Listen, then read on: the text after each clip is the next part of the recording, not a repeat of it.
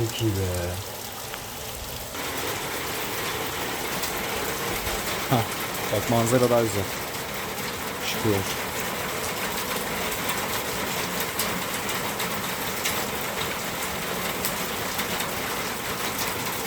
Abi hayat budur ya sanki.